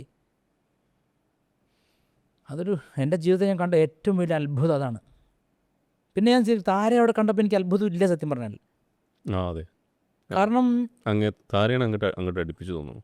അല്ല, ഞാൻ അമ്മയെ കണ്ട ഇഷ്ടമല്ലേ താര കാണുന്നത്, അത് കഴിഞ്ഞിട്ടാണ് സ്വപ്ന ദർശനം കഴിഞ്ഞിട്ട്. അതുകൊണ്ട് എനിക്കിത് വലിയൊരു അത്ഭുതം തോന്നിയില്ല. ശരി, ഒരു ഇത് വരുന്നുണ്ട്, ഇത് അങ്ങനെ നമുക്ക് മനസ്സിലാവും. നമ്മൾ രാമകൃഷ്ണദേവൻ പറയും കടൽ തീരത്തേക്ക് എത്തുന്നതിന് മുമ്പ് കാറ്റടിക്കുമല്ലോ. ശബ്ദം കേൾക്കും. 89 ഡേയ്സാണ്, 89 ദിവസമാണ്. 89ാമത്തെ ദിവസം രാത്രിയാണ് ഞാനിത് കാണുന്നത്. അത് ഒരു പ്രത്യേക ശരീരത്തിൽ കണ്ടിട്ട് അത് പിന്നൊരു പ്രപഞ്ചബോധമായി തീരുകയാണ്. അത് തള്ളിമറിക്കാൻ ഉള്ള സാധനമല്ലത്, കാരണം അത് നമ്മളെ തിരിച്ചടിക്കുകയും ചെയ്ത്. അവളുടെ നിയന്ത്രണത്തിലാണ് ഞാൻ. പപ്പറ്റ് ഷോ ആണ് നടക്കുന്നത്. Whatever she wants me to speak I will speak, but the blow is given to me, not to her. അടി എനിക്കേ ഉള്ളൂ, ആൾക്ക് കിട്ടില്ല. അതെന്താണെന്ന് വെച്ചാൽ, അത് ഞാൻ പിന്നെ എപ്പോഴും എന്നോട് വൈഫും പറഞ്ഞിട്ടുണ്ട്, എൻ്റെ വളരെ അടുത്ത ആളുകളൊക്കെ പറഞ്ഞിട്ടുണ്ട്. ലോകം മുഴുവൻ റെസ്പെക്റ്റ് ചെയ്യുന്ന ഒരാൾ, ഞാൻ അയാളെ കുറ്റം പറയും. അപ്പോൾ എല്ലാവരും എന്ത് പറയും, ഇവന് വട്ട നല്ല അസൂയാണെന്ന് പറയും. പക്ഷേ പിന്നീട് അതേയുള്ള കള്ളം പുറത്തു വരും. അപ്പോൾ എന്നെ ആൾക്കാർ ഓർക്കുകയുമില്ല. ഇതെൻ്റെ ഒരു ശാപമാണ്. ആദ്യം അതാണ് ഞാൻ കാണുക. നിങ്ങളെല്ലാവരും റെസ്പെക്റ്റ് ചെയ്ത് സ്നേഹിക്കുന്ന ഒരാളെ പറ്റി ഞാൻ കുറ്റം പറയും. അതെന്തുകൊണ്ട് എനിക്കറിയില്ല, അത് എന്നെ കൊണ്ട് അമ്മ പറയിപ്പിക്കും. എനിക്ക് ഇഷ്ടമാണ് എല്ലാവരും എടുക്കണം. അത് ഔട്ട് ഓഫ് ദ ബ്ലൂ ആണ് നിങ്ങൾ. അതാണ് out of the blue mother നീലതാര. അതെ, ഔട്ട് ഓഫ് ദ ബ്ലൂ. ഞാൻ ശ്രദ്ധിക്കാറുണ്ട്, ഒരു എന്താ പറയുക, അവരായിട്ടൊരു ബന്ധം പോലും അങ്ങക്കില്ല. അങ്ങ് പെട്ടെന്ന് എഴുതും. അതെ, അത് കഴിഞ്ഞ് നമ്മൾ ചോദിക്കുമ്പോഴേ പറയാം അതപ്പം എനിക്ക് തോന്നി എഴുതി. അതെന്താ വെച്ചാൽ ഇത് ഈ പക്ഷെ അങ്ങ് അതെല്ലാം വാച്ച് ചെയ്യുന്നുണ്ട് വളരെ വളരെ മൈന്യൂട്ടായിട്ട്. You are seeing everything. Let me tell you, ഈ സോഷ്യൽ മീഡിയ തന്നെ ഞാൻ കാണുന്നത് സത്യസന്ധമായിട്ട് ആദ്യമായിട്ട് പറയുന്നത്, ഞാൻ ഏറ്റവും കൂടുതൽ സമയം ചെലവഴിക്കുന്നത് മാമുക്കോയുടെ കൂടെയാണ്.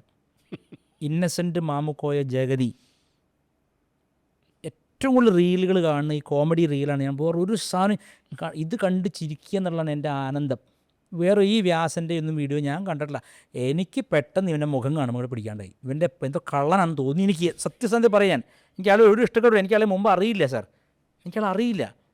അപ്പോൾ എനിക്കൊരു കുട്ടി മെസ്സേജ് അയച്ചു തന്നു, ഇയാളുടെ ഈ വീഡിയോ കണ്ടോയെന്ന് വെച്ചിട്ട്. അപ്പോൾ അത് ഞാൻ കണ്ടു, അയാൾ അയച്ചു തന്നത് ഞാൻ കണ്ടു. അതിൽ പറയുന്ന മുഴുവൻ പൊട്ടത്തരാൻ തോന്നി. അപ്പോൾ ഞാൻ അയാളെപ്പറ്റി എഴുതി. അയാളുടെ ആകെ ഒരു വീഡിയോ ഞാൻ കണ്ടത്. അതെ, പക്ഷേ എനിക്ക് അയാളുടെ ഒരു ശത്രുതയില്ല. ഞാൻ ചോദിക്കണം, അയാൾ എത്ര മാന്യനെന്ന് നോക്കൂ.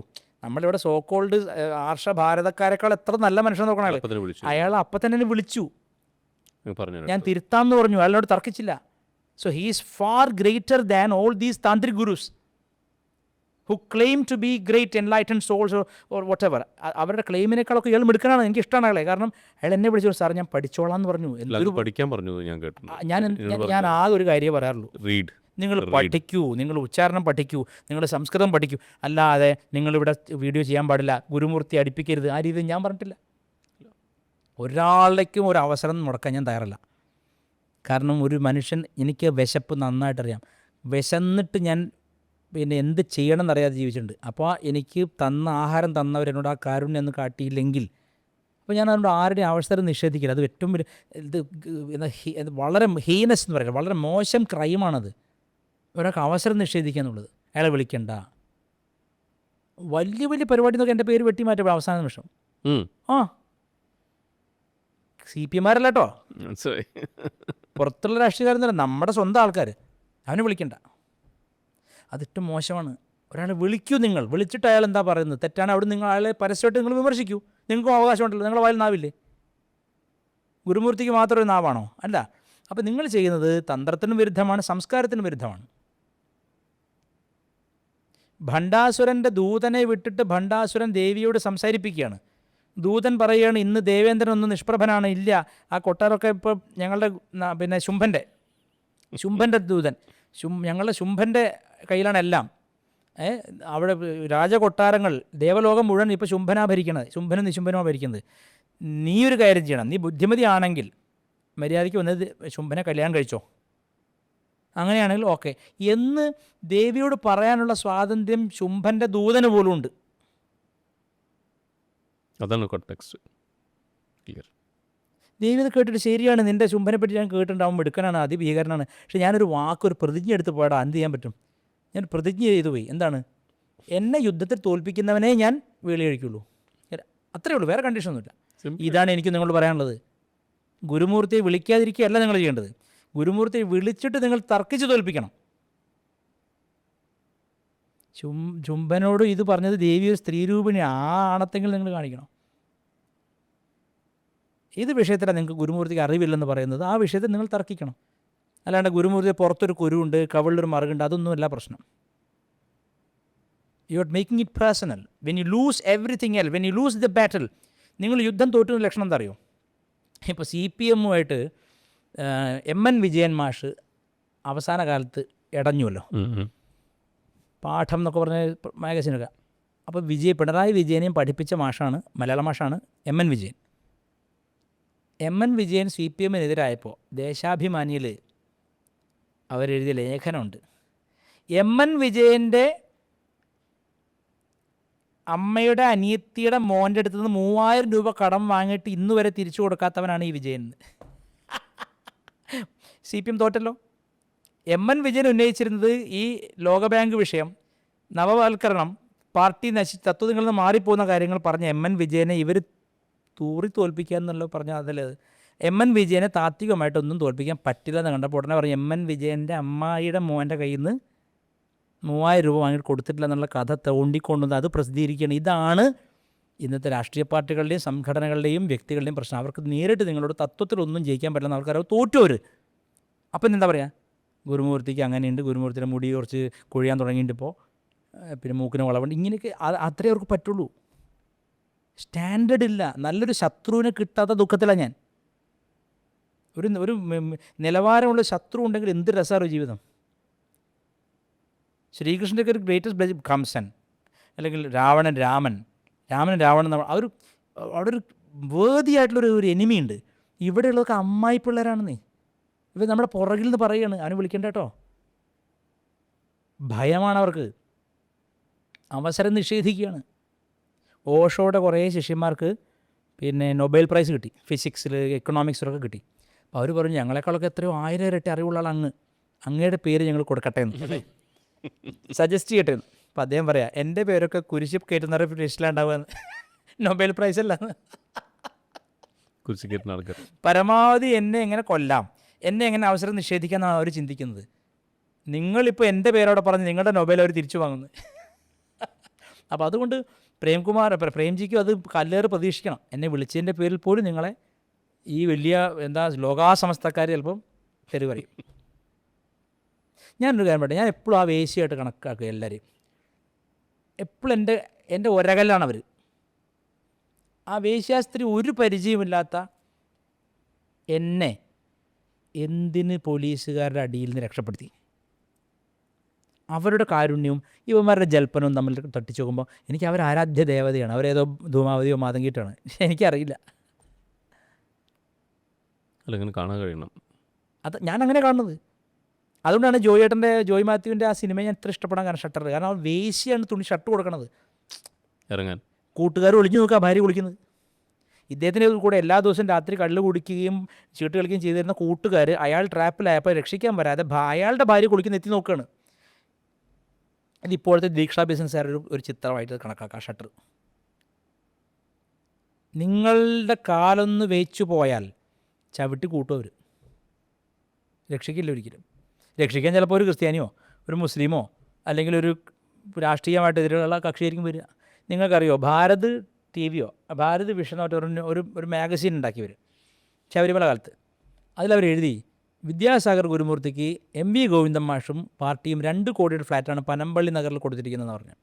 സംഘത്തിനെ കുറ്റപ്പെടുത്താൻ വേണ്ടിയിട്ട് കൊടുത്തിരിക്കുകയാണ് ഗോവിന്ദൻ മാഷ്. ആ ഫ്ലാറ്റ് എവിടെയാണ് സാർ? ഹോട്ടലിൽ താമസിക്കേണ്ട ആവശ്യമില്ലല്ലോ, അവിടെ താമസിച്ചാൽ പോരെ. ആ ഫ്ലാറ്റ് എവിടെയാണ്? 2 കോടി ഫ്ലാറ്റ് ഞാൻ ജീവിതത്തിൽ കണ്ടിട്ടില്ല. 2 കോടി ഫ്ലാറ്റ് ഉണ്ടെങ്കിൽ ഇപ്പോൾ ഞാൻ ആരാ? എൻ്റെ ഈ ശരീരത്തിൽ ഇന്ന് ധരിച്ചിരിക്കുന്ന അണ്ടർവെയർ വരെയുള്ള സാധനങ്ങൾ ഓരോ നല്ല മനുഷ്യർ വാങ്ങി തന്ന. പട്ടിണി നല്ലവണ്ണം അറിഞ്ഞവനാണ്. ഈ ലോകം റെസ്പെക്റ്റ് ചെയ്യുന്ന ഏറ്റവും മികച്ച ഘനപാഠികളുടെ കൂടെ ഇരുന്ന് വേദം പഠിച്ചവനാണ്. വേശ്യയാൽ രക്ഷിക്കപ്പെട്ടവനാണ്. എനിക്ക് നിങ്ങളുടെ ഒരു കാര്യം എനിക്ക് പ്രശ്നമില്ല. നിങ്ങൾ എന്നെപ്പറ്റി എന്തൊക്കെ പറഞ്ഞു എനിക്ക് ഒരു ചുക്കും ചുണ്ണാമ്പുമില്ല. അപ്പം ഞാനീ പറഞ്ഞത് ഈ ആത്മീയത തെറ്റിദ്ധരിക്കരുത്. നിങ്ങൾക്ക് ദാരിദ്ര്യമുണ്ടെങ്കിൽ അത് നീക്കാൻ വേണ്ടി ദൈവയോട് ഒരിക്കലും പ്രാർത്ഥിക്കരുത്. കാരണം ദാരിദ്ര്യമാണ് നിങ്ങളെ മൂല്യവാനാക്കി നിർത്തുന്നത്. ദാരിദ്ര്യം മാറി സുലഭതയും സുഭിക്ഷതയും വന്നാൽ നിങ്ങൾ മൂല്യങ്ങൾ ത്യജിക്കുക തന്നെ ചെയ്യും. നല്ല ഓമനത്വമുള്ള കുട്ടികൾ, ഏട്ടാന്ന് വിളിച്ചിട്ട് ബൈക്കിൻ്റെ പിന്നിൽ എന്നെ കോഴിക്കോട് അങ്ങാടിയിൽ കൊണ്ടുവരുന്ന കുട്ടികൾ സമ്പത്ത് വരാൻ തുടങ്ങിയപ്പോൾ അവരെന്തായെന്ന് ഞാൻ കണ്ടുകൊണ്ടിരിക്കുന്നതാണ്. ഇപ്പോൾ അവരെന്തൊക്കെയാണ് ഇപ്പോൾ പറയുന്നതെന്ന്. ഇപ്പോൾ സമ്പത്ത് ആത്മീയ വ്യക്തികൾ ഒന്ന് അകറ്റി നിർത്തുന്നത് നല്ലതാണ്. സമ്പത്ത് വന്നോട്ട് ജീവിക്കാൻ സാഹചര്യം, വീട് വേണം, ഒക്കെ ശരി തന്നെ. പക്ഷേ അടങ്ങാത്ത ഈ ദുരയുണ്ടല്ലോ, അടങ്ങാത്ത ദുരയാണത്. ആദ്യമായിട്ട് സുന്ദരകാന്ഡം ക്ലാസ് തുടങ്ങുമ്പോൾ പ്രീതി ബാലകൃഷ്ണൻ എന്ന് പറഞ്ഞിട്ടൊരു യോഗ ടീച്ചറാണ് എന്നോട് പറഞ്ഞത്, ഞങ്ങൾ കുറച്ച് സ്ത്രീകൾക്ക് രാമായണം പറഞ്ഞു തരുമെന്ന് ചോദിച്ചു. ഒരു നല്ലൊരു ഇതാണ്. അപ്പോൾ ഞാൻ പറഞ്ഞു, ചേച്ചി രാമായണം ഞാൻ പഠിച്ചിട്ടുണ്ട്, തിലക വ്യാഖ്യാനവും നോക്കിയിട്ടുണ്ട്, പറഞ്ഞു തരാൻ ചേച്ചി. വാട്സപ്പ് ഗ്രൂപ്പ് ചെയ്യാമല്ലേ? ഞാൻ അതിന് മുമ്പ് പിന്നെ ഇതിലുണ്ടല്ലോ മറ്റേ ക്ലബ് ഹൗസിൽ അതുപോലെ വാട്സപ്പ് ഗ്രൂപ്പുകളൊക്കെ ഫ്രീ ആയിട്ടാണ് പഠിപ്പിച്ചത്. ഒരു പൈസ ഞാൻ വാങ്ങിയിട്ടില്ല. വള്ളിക്കാവിൽ അമ്മ സത്യം ഒരു പൈസ ഞാൻ വാങ്ങിയിട്ടില്ല. പലപ്പോഴും എൻ്റെ അമ്മ ഹാർട്ട് പേഷ്യൻ്റാണ്. അവർക്ക് മരുന്ന് വാങ്ങി കൊടുക്കാൻ വേണ്ടി പലരും കടം വാങ്ങിയിട്ടാണ് ഞാൻ ഇത്രയും കാലം ഈ ദിവസം വരെ ഈ ചോറ്റാനിക്കര അമ്മ സത്യം ചോദിച്ചു. അപ്പോഴൊന്നും എൻ്റെ മനസ്സിലില്ല ഇത് വിൽക്കാൻ പറ്റുന്ന സാധനമാണെന്ന് എൻ്റെ ചിന്തയിലില്ല. ഏത് ഞാൻ പഠിച്ച വേദവും തന്ത്രവും ഒക്കെ വിൽക്കാൻ പറ്റുന്നൊരു ഉരുപ്പിടിയായിട്ട് എനിക്ക് തോന്നിയിട്ടേ ഇല്ല. അപ്പോൾ ഈ പ്രീതി എന്ന് പറയുന്ന പ്രീതി ബാലകൃഷ്ണൻ എന്ന് പറഞ്ഞാൽ അവർ പറഞ്ഞു, നിങ്ങൾ ഇതെന്തായാലും പഠിപ്പിക്കുകയല്ലേ, ഒരു ക്ലാസ്സായിട്ട് അവരപ്പോഴും പൈസ വരെ അവർ പറഞ്ഞില്ല, ക്ലാസ്സായിട്ട് തുടങ്ങുന്നുണ്ട്. അപ്പോൾ എൻ്റെ ഒരു സ്റ്റുഡൻ്റ് ഉണ്ട്, ഇപ്പോൾ പഠിച്ചുകൊണ്ടിരിക്കുന്നതാണ്, മാത്യു എന്ന് പറയും. ഞങ്ങളെല്ലാ ദിവസവും എല്ലാതരം തെറിയും തമാശയൊക്കെ പറയണം കേട്ടോ. എൻ്റെ ശിഷ്യന്മാരെന്ന് പറഞ്ഞാൽ സ്ട്രിക്റ്റായിട്ട് വെജിറ്റേറിയൻ ആവണമെന്ന് ഞാൻ പറയില്ല, അല്ലെങ്കിൽ നിങ്ങളുടെ ലിംഗം നിങ്ങളപ്പോൾ പിടിക്കണം എന്ന് പറയുന്ന ഗുരുക്കന്മാരുണ്ട്. അതൊന്നും ഞാൻ പറയില്ല. നിങ്ങൾ എന്ത് തെറി എന്നോട് പറയാം, അതിന് ഡബിളിൽ നിന്ന് പ്രതീക്ഷിക്കണം മാത്രം. കാരണം നിങ്ങൾ എത്രയുണ്ടോ അത് നിറയാൻ മാത്രം എന്നിലുണ്ട്. I M a mirror. നിങ്ങൾ എന്താണോ അത് ഞാനുമാണ്. എൻ്റെ മുമ്പിൽ നിങ്ങൾ വരുന്നു, അത് എൻ്റെ ഉള്ളിലുണ്ട്. കണ്ണാടി ശൂന്യമാണ്. കണ്ണാടി മുമ്പിൽ വരുന്നത് റിഫ്ലക്റ്റ് ചെയ്യുന്ന എൻ്റെ ജോലിയുള്ളൂ. എൻ്റെ ജോലി എത്രയേ ഉള്ളൂ. അല്ലാണ്ട് ഞാനൊരു ഭയങ്കര മോറലാണ്, ഗുരുമൂർത്തി ഭയങ്കര മോറലാണ്. നിങ്ങൾ ഈ ലോകത്ത് എന്തൊക്കെ വൃത്തികളുണ്ടോ ആ വൃത്തിയോടൊക്കെ ഞാനും അനുഭവിച്ചിട്ടുണ്ടെന്നേ. നിങ്ങളുടെ മുമ്പിൽ സർട്ടിഫിക്കറ്റ് വേണ്ട, പരിശുദ്ധാത്മാവൊന്നും ആക്കണ്ട എന്നെ. ഞാൻ ഭയങ്കര പരിശുദ്ധാത്മാവാണ്, പോൺ ഹബ്ബ് എന്ന് പറഞ്ഞാൽ മനസ്സിലാവാത്ത ആളാണ്, അങ്ങനെ ഞാൻ ഇരിക്കില്ല. അങ്ങനെ ആൾക്കാരുണ്ട്. പോൺ ഹബ്ബോ അതെന്താണ് അങ്ങനെ ചോദിക്കുന്ന കുറുക്കന്മാരുണ്ട്. അവരുടെ ഫോണൊരു 10 മിനിറ്റ് തരുമോ കയ്യിൽ? എനിക്കൊരു പേടിയില്ല കേട്ടോ. ഞാൻ പറയും ഇന്ന് ഈ ലോകത്ത് എന്തൊക്കെ ഉണ്ടോ അതിൻ്റെ അംശമാണ് ഞാനും. As is the macrocosm so is the microcosm. ബ്രഹ്മാണ്ടം എന്തോ അത് പിണ്ടാണ്ടത്തിലുണ്ട്.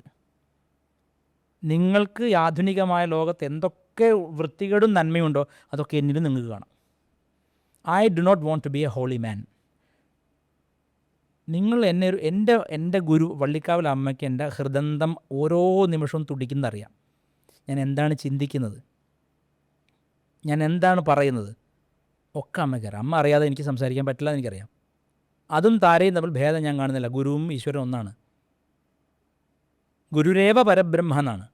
എനിക്ക് വ്യത്യാസമൊന്നുമില്ല. നിങ്ങളുടെ എന്താ കാവി ചുറ്റി ഞാൻ ഭയങ്കര ശുദ്ധനാണേ എന്നുകൊണ്ട് പെണ്ണുങ്ങളെ കൈ പിടിച്ച് നടക്കുന്ന പരിപാടി ഞാൻ ചെയ്യില്ല. ഞാൻ പെണ്ണിൻ്റെ കൈ പിടിച്ചിട്ടുണ്ടെങ്കിൽ അത് ഞാൻ പറയും. ആണിൻ്റെ കൈ പിടിച്ചിട്ടുണ്ടെങ്കിലും ഞാനത് പറയും. എനിക്ക് ഒരു മടിയില്ല. അങ്ങനത്തെ ചിന്തയെ നിങ്ങൾക്ക് വേണ്ട. എന്നെ അടുത്തറിയുന്ന എല്ലാവർക്കും അറിയാം. ആദ്യം തന്നെ ഞാൻ തെമ്മാടത്തിലേ പറയുള്ളൂ. നല്ലതൊക്കെ കുറച്ച് കഴിഞ്ഞിട്ടേ വരുള്ളൂ എൻ്റെ ഉള്ളിൽ നിന്ന്. ഒരാളെ കണ്ടാൽ ആദ്യം കുറച്ച് തെറിയൊക്കെ. അപ്പോൾ എൻ്റെ നെഗറ്റിവിറ്റി കണ്ടിട്ട് ഇഷ്ടപ്പെടുന്നതിന് എന്നെ ഒരിക്കലും വിട്ടുപോകില്ല. ഞാൻ ആദ്യം ഒരു ഹോളി മാനൻ തെറ്റിദ്ധരിച്ചു. നിങ്ങൾ ഇങ്ങനെയാണോ എന്ന് ആരും എന്നോട് പറയണ്ട. I'm not a holy man. Holiness എൻ്റെ അടുത്ത് ഉണ്ടോ എന്ന് സംശയിക്കും. ഉണ്ടോ? ഇല്ല. സർട്ടിഫിക്കറ്റിൻ്റെ ആവശ്യമില്ല. അല്ലെങ്കിൽ തന്നെ ഹോളി അല്ല. ഞാൻ വേശ്യയാൽ രക്ഷപ്പെട്ടവനല്ലേ. അവളുടെ അത്ര ഹോളിയായിട്ട് ആരും ഞാൻ കാണുന്നില്ല. ഞാൻ പറഞ്ഞു, എൻ്റെ ഉരകൽ എപ്പോഴും അവളാണ്, ആ സ്ത്രീയാണ്. അവൾ എത്ര നല്ലവളാണ്. അവളെപ്പോലെ ആവാൻ എനിക്ക് പറ്റുമോ? അവളൊരു പക്ഷേ 10 12 പുരുഷന്മാരെ ഒരു ദിവസം ലൈംഗിക വൃത്തിക്ക് ഉപയോഗിക്കുന്നവളും പണം വാങ്ങുന്നവളും ആയിരിക്കാം. പക്ഷെ അവളുടെ ഒരു മനസ്സുണ്ടല്ലോ, അതെൻ്റെ മുത്തശ്ശന് പോലും ഉണ്ടായിട്ടില്ല. അടിക്കുമ്പോൾ വേദനിച്ച് കരയുമ്പോൾ കരയരുതെന്ന് പറയുന്നവരെക്കാൾ ഭേദമാണ് അവൾ. ഞാൻ തിരിച്ചറിഞ്ഞു. ഇതാണ് എൻ്റെ ആത്മീയ യാത്രയുടെ തുടക്കം കൊടുക്കും.